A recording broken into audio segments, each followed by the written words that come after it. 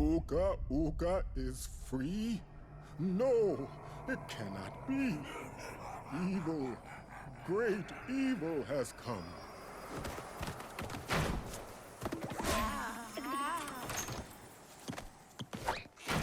None have dared fail the great Uka Uka even once. But you, Cortex, you have failed me twice! Great Uka Uka! It was that infernal Bandicoot! From deep inside my deadly prison, I sent you simple instructions to follow. But you lost the gems, you lost the crystals, and I have lost my patience.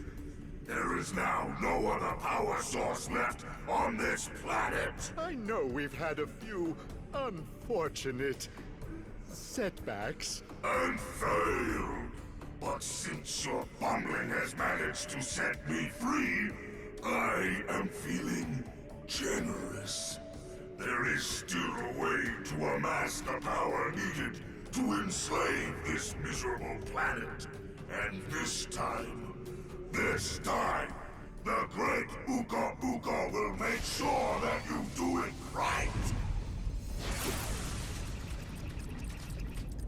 After many eons, my evil twin brother, Uka Uka, has been freed from his underground prison. Long ago, I locked him there to protect the world from his malice. Now, free once again, he must be stopped.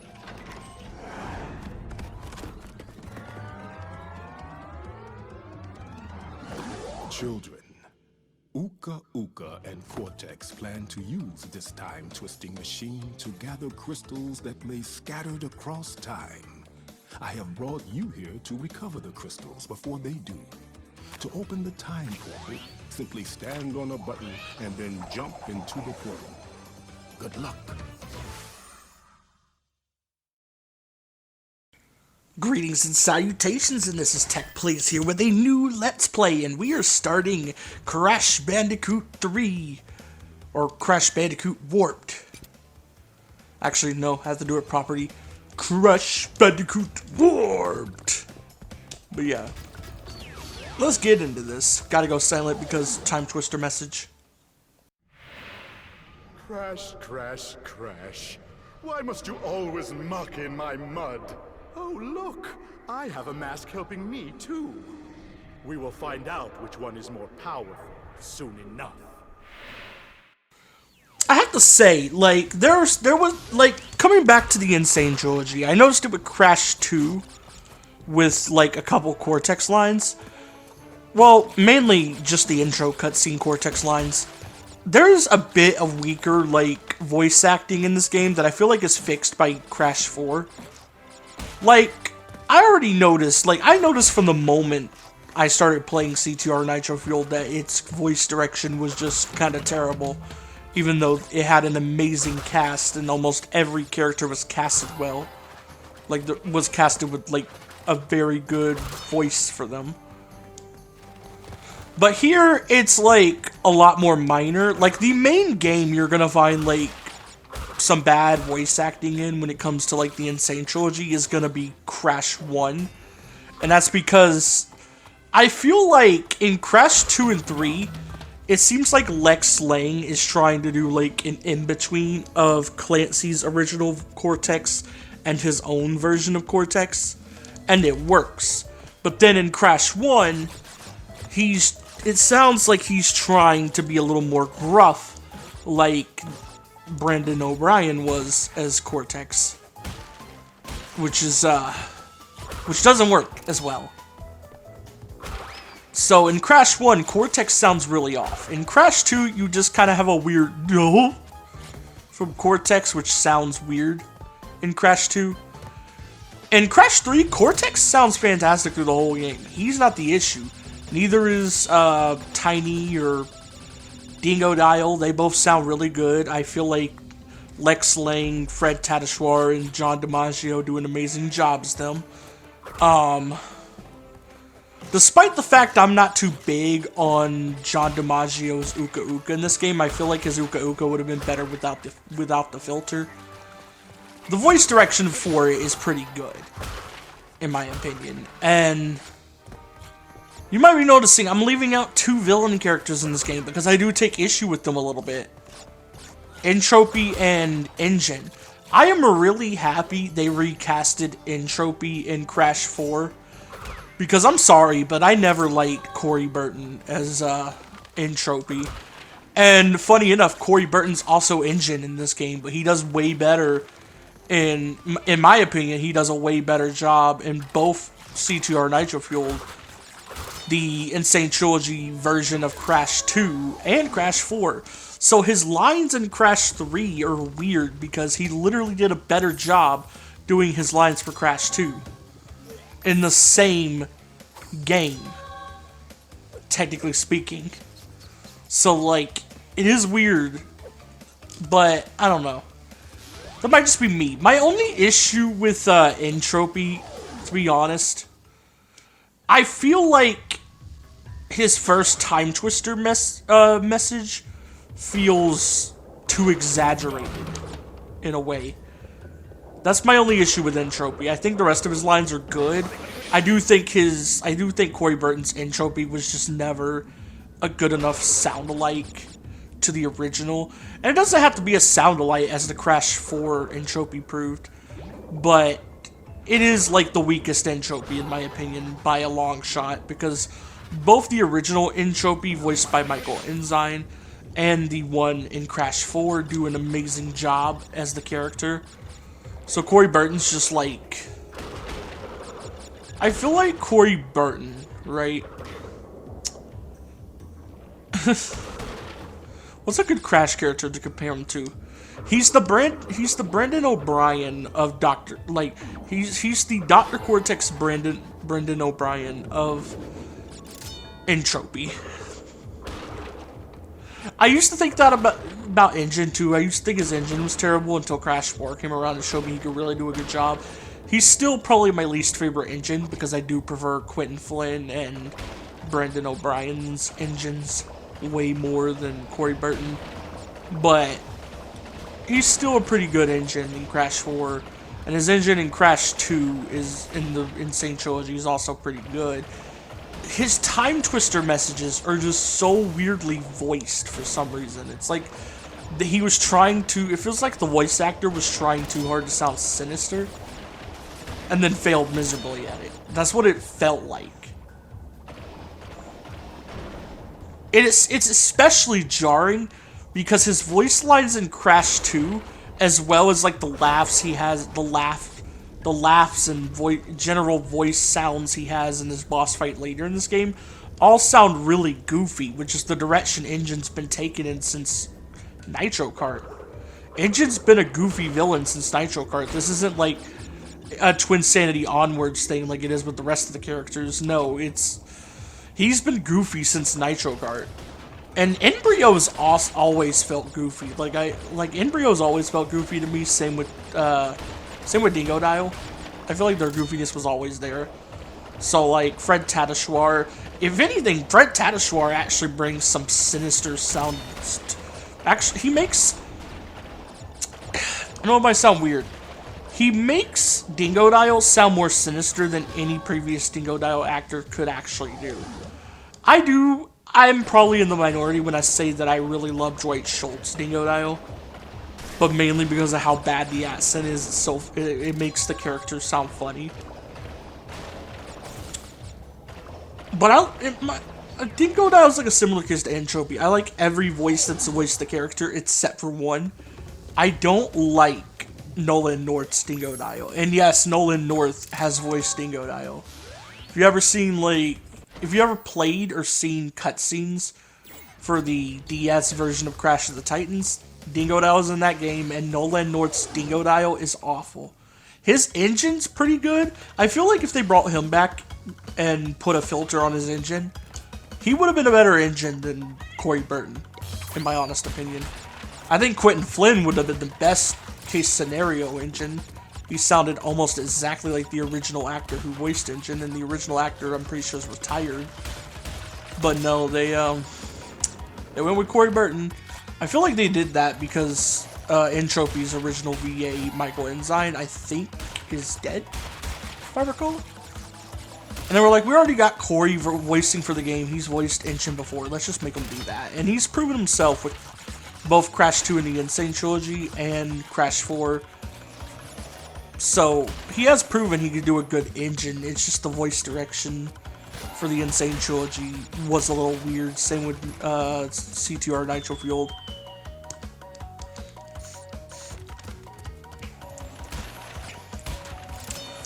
Because, like, it feels like they tried too hard.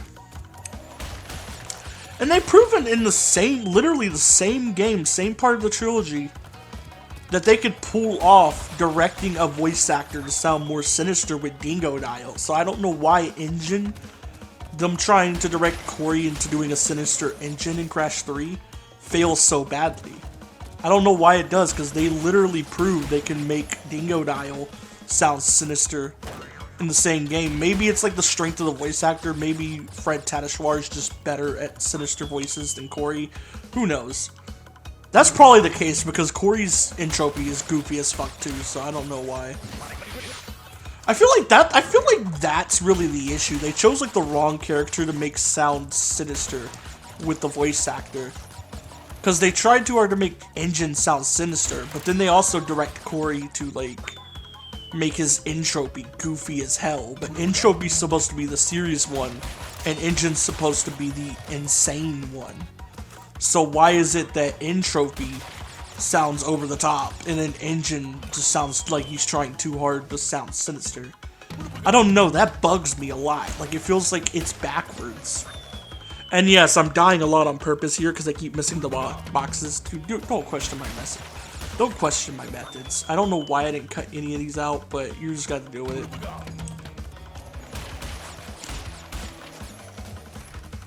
But yeah, that's really my only issue with the voice acting in Crash 3, in the Crash 3 part of the Insane Trilogy, is just that I feel like Entropy and Engine are both weak.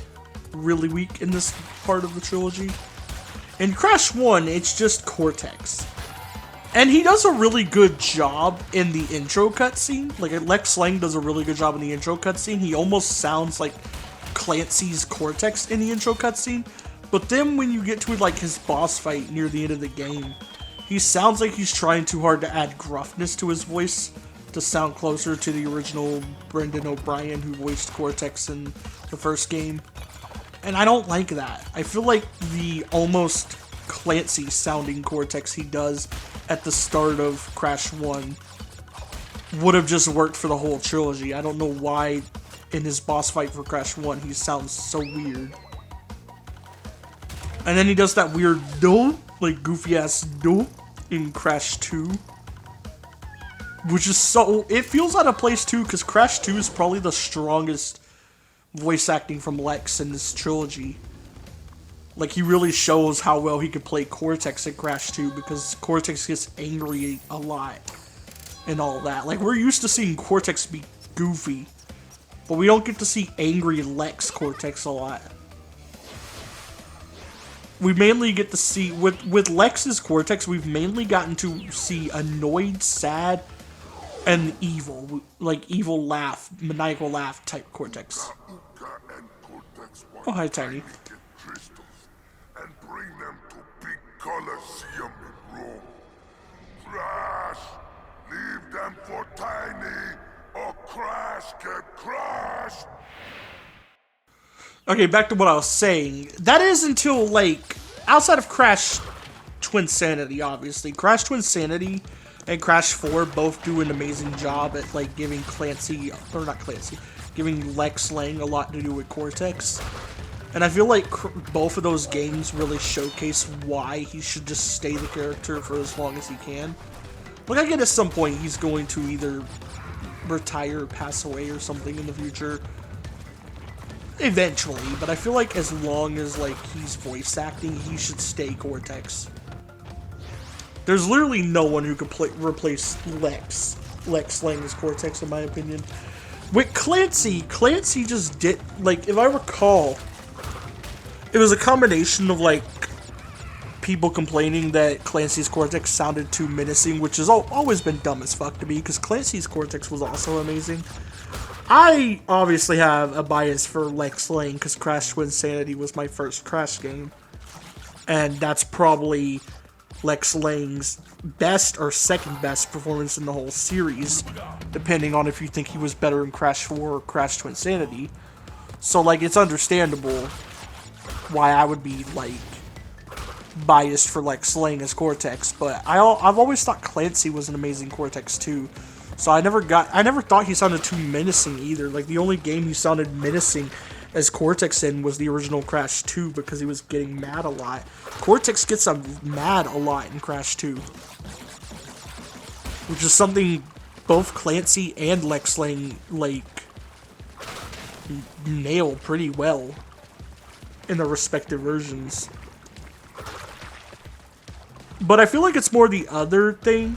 If I recall, like, I could be wrong on this, I could be misremembering. I remember reading something about, like, Clancy wasn't treated very well when voicing Cortex. And if that's the case, I don't blame him for not wanting to come back, especially because Crash is owned by Activision now, which is a company that's not known for being very kind, to put it lightly. Like, you gotta think about it. Back then, he was voicing for a game that was under Naughty Dog and Sony. Now he'd be voicing for a game that's under Activision and Vicarious Visions. So, like, I get why he didn't want to come back. Because Vicarious Visions may be, like, a good developer, but Activision's a way worse studio than Sony Interactive, in my opinion. Like, there's not many studios that beat Activision. Fucking hell. Activision has basically, it seems like they're trying to kill off Crash a second time, and they're really the ones responsible for killing him off the first time, because if they had just made a better Crash game than Mind Over Mutant instead of trying to, like, make a sequel to Titans, I feel like, I mean, we probably would have never gotten Maurice LaMarche in Rio, which is probably one of the best casting decisions in the entire series. But if they had made, like, a better game than, like, Mind Over Mutant, I feel like the series would have never died. It was really dumb for them to double down and try to, like, make a sequel to Titans, because even though I think Crash the Titans is a pretty good game, all things considered, it's not, like, it's not on par with the original trilogy or Twinsanity or Crash 4. Those will always be above it. Same with CTR and C&K. It is definitely on the lower side of the series for me. But I do feel like making, I do feel like it's a pretty good game overall, but I feel like Mind Over Mutant should have never existed. Like, they should have realized the game that it didn't do as well as previous Crash games. Probably a sign. Let's go back to basics. Let's try something else. They should have pulled, like, an RE7 and went back to, like, the series roots or something. Just my thoughts. But I guess they eventually did do that, just years later, with the Insane Trilogy, Crash 4. So. But then, they pulled Crash Team Rumble out. And they haven't released anything since. Like, I'm scared that since Crash Team Rumble failed, they're just gonna be like, oh, this game failed, therefore this series is not worth a damn. I feel like they're gonna, like, they're gonna pull us, they're basically gonna, let me think about this. Basically what Sega was doing with Sonic for a while, where, like, if a formula didn't do well, fuck it, we gotta scrap it and try something new. Except instead of it being formula, it would be, you know, the whole series being dropped. And I feel like that's what Activision's gonna do, and I hate that. That's why I hate that it's owned by Activision, because Activision's a shitty company in the first place. I've never trusted Activision owning Crash. I trust the developers because Vicarious Visions and Toys for Bob obviously care a lot about the series. Same with Beanox. Like, all of them put a lot of care into these games. So I trust the developers, especially since Toys for Bob is no longer owned by Activision. But Activision themselves is like, ugh, really, really would not be happy with them continuing to own Crash, especially if, like, they kill off the series, which I think is what's happening. I really hope it's not. Team Rumble was literally released in 2023. It hasn't been long enough to tell if there's going to be another Crash game, because it takes a minimum of 3 years for games to be made these days. So, like, there's a good chance we'll get one. But, like, I don't know, I just can't help but have the fear because it's Activision.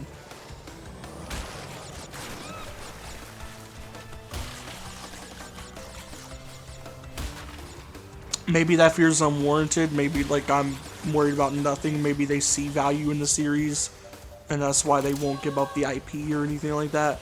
Because that is another thing to think about. Like, Activision has kept the IP for this long, even when the series was dead. So I feel like if they really had no faith in the series at all, they would just sell it off or something.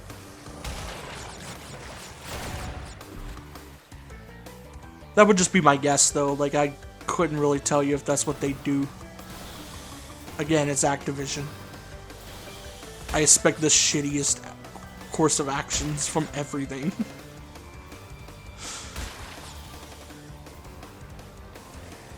Jeez. I do hope the series, like, has a bright future. Like, it definitely was on a good run with the Insane Trilogy, CTR Nitro Fueled, and Crash 4. And it would be kind of dumb to, like, cancel the series just over how Team Rumble performed, especially since Team Rumble was a completely different game from anything that's been done with Crash before. Like, I feel like they started experimenting with Crash a bit for Crash 4. And then they were like, well, this game, well, a lot of fans seem to like this game. Why don't we experiment more and make whatever Team Rumble was supposed to be? And then they basically just went too far with that. Because experimenting with games can work out, but not when you go too far with it. That's been a lesson that I think developers... No, well, not developers. I think publishers, like Activision, should have learned that by now. Developers should be allowed to have creative freedom for the most part. But that should have been something that's learned by now, especially for Crash, because you look back at old Crash games. Twin Sanity got creative with its stuff, like really creative with this stuff. And despite the fact it came out unfinished, it's one of the games the fans of the series love the most. And then you look at Crash of the Titans and Mind Over Mutant that went too far into the trying new things direction, and a lot of people don't like them. I like them, not as much as the more traditional Crash games, but I like them. But not a lot of people did because they went too far with it. I feel like Team Rumble is making the same mistake they did with Crash of the Titans and Crash Mind Over Mutant. I feel like it's the exact same mistake they made there. Trying an entirely new game genre that doesn't fit the series to try something new with the series, which, yeah, there's room to try new stuff with Crash, but you have to make sure it fits Crash. You know what I mean? I don't know. You just think game publishers would have learned by now. Especially ones like Activision, who have literally made this mistake before. With the same series, mind you. But yeah, let's go fight Tiny. Rash! Coco! Stole the pretty crystals! Tiny, take them back in Gladiator Arena! So I am going to do something with this boss fight just to show off something. I feel like anyone who's played this game knows about this by now. But I want to show it off because it's a fun Easter egg they put in the Insane Trilogy. And even though this game has been out for almost 8 years now, it'll be 8 years in the summer. I feel like this is still worth showing off to anyone who's never played the Insane Trilogy before. But there's a little Easter egg. So in the original Crash 3, you could go into this corner right here to basically cheese the boss to avoid getting hit by the lions. You can still do that here.